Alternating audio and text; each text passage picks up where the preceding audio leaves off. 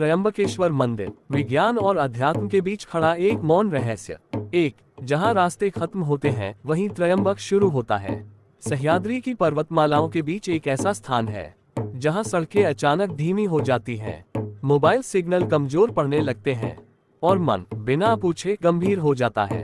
ये त्रयंबकेश्वर है। यह कोई साधारण तीर्थ नहीं, ये वह भूमि है जहां गंगा जन्म लेती है, काल सिमटता है और शिव स्वयं त्रिमूर्ति बनकर ठहरते हैं। लेकिन क्या ये सब केवल आस्था है या इसके नीचे कोई ऐसा सत्य छिपा है जिसे विज्ञान अभी शब्द नहीं दे पाया? 2. 3 मुख एक ही लिंग असंभव प्रतीत होता तथ्य। पूरे भारत में हजारों शिवलिंग हैं, परंतु त्रयंबकेश्वर का शिवलिंग 3 मुखों वाला है, ब्रह्मा, विष्णु और महेश।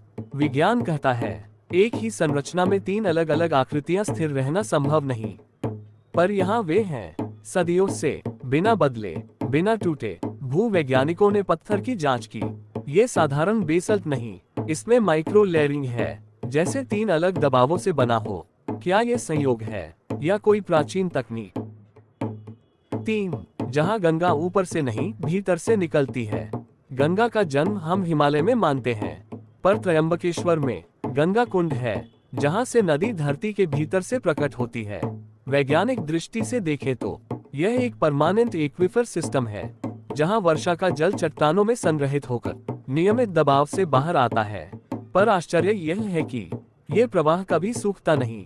भूगर्भ शास्त्र कहता है ऐसा तभी संभव है जब जल स्रोत का पुनर्भरण हजारों वर्ग किलोमीटर में फैला हो। तो क्या त्रयंबकेश्वर केवल एक मंदिर नहीं बल्कि एक प्राकृतिक जल नियंत्रण केंद्र है, या फिर शिव का जटाजूट ही विज्ञान बन गया? 4. कालसर्प दोष मनोविज्ञान या ऊर्जा संरचना। लाखों लोग यहाँ कालसर्प शांति के लिए आते हैं। विज्ञान कहता है कालसर्प दोष एक ज्योतिषीय अवधारणा है जिसका कोई भौतिक प्रमाण नहीं, पर मनोविज्ञान कुछ और कहता है।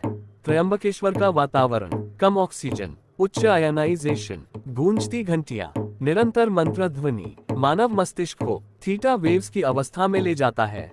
इस अवस्था में मन पुराने डर छोड़ता है, अपराध बोध हल्का होता है और व्यक्ति को मुक्ति का अनुभव होता है। तो क्या कालसर्प शांति वास्तव में मानसिक पुनर्संयोजन है? आस्था कहती है शिव ने दोष काटा, विज्ञान कहता है मस्तिष्क ने स्वयं को ठीक किया। 5. मंदिर की छाया जो दिशा नहीं मानती। त्रयंबकेश्वर मंदिर की एक रहस्यमयी बात है, मंदिर की ध्वजा झंडा कभी भी हवा की दिशा में नहीं बहती। भौतिकी कहती है यह असंभव है, पर स्थापत्य विज्ञान बताता है मंदिर की ऊंचाई, आसपास की घाटी और चट्टानों की संरचना एक ऐसा वायु प्रवाह बनाती है जिसमें हवा ऊपर की ओर घूमती है। फिर भी हर दिन, हर मौसम में आज भी वैज्ञानिक इस पर पूरी तरह सहमत नहीं। 6. क्यों त्रयंबकेश्वर में समय अलग लगता है? कई लोग कहते हैं यहाँ घड़ी की चाल बदल जाती है। न्यूरोसाइंस कहता है जब व्यक्ति ध्यान की अवस्था, कम उत्तेजना, लगातार ध्वनि, स्थिर दृश्य में होता है तो समय की अनुभूति धीमी हो जाती है। लेकिन त्रयंबकेश्वर में यह अनुभव अधिक गहरा है। कुछ शोधकर्ताओं ने यहाँ मैग्नेटिक एनोमली नोट की है, हल्की पर लगातार। क्या ये पृथ्वी की नस है या शिव का डमरू? 7. नागों की भूमि प्रतीक या ऊर्जा। त्रयंबकेश्वर नागों की भूमि कहलाती है।